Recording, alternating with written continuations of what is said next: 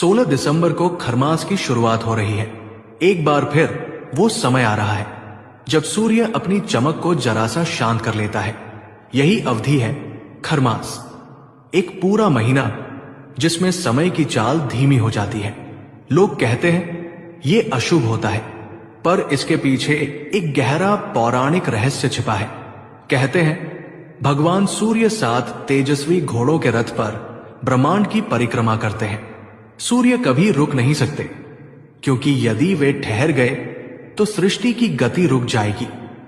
अनगिनत युगों तक घोड़े बिना रुके प्रकाश को धोते रहे, लेकिन एक दिन सूर्य ने देखा कि उनके घोड़े थकान से कांप रहे हैं, उनकी सांसें भारी हो रही हैं।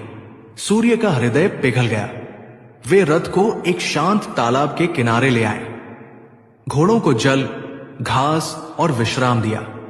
पर तभी उनके भीतर एक चिंता उठी, यदि रथ रुक गया तो संसार अंधेरे में डूब जाएगा।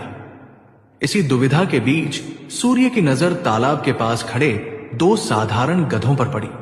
सूर्य ने निर्णय लिया, घोड़ों को भी विश्राम चाहिए और दुनिया को भी प्रकाश चाहिए। उन्होंने गधों को रथ में जोड़ा। रथ चल पड़ा, पर उसकी गति धीमी हो गई।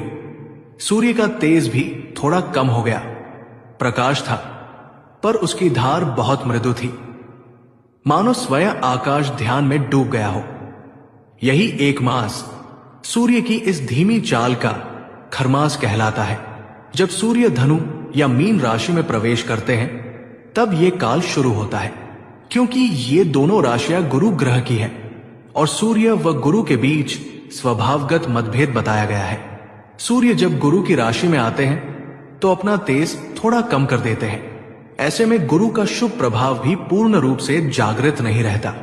इसलिए इस समय शुभ कार्य, विवाह, गृह प्रवेश, नए आरंभ अपना पूरा फल नहीं देते। इसीलिए सदियों से कहा गया, खरमास में शुभ काम रोक दो। लेकिन इसका अर्थ ये नहीं कि ये महीना अशुभ है। ये तो वो पवित्र समय है जब ब्रह्मांड स्वयं कहता है, नए द्वार मत खोलो, अपने भीतर के पुराने द्वारों की सफाई करो।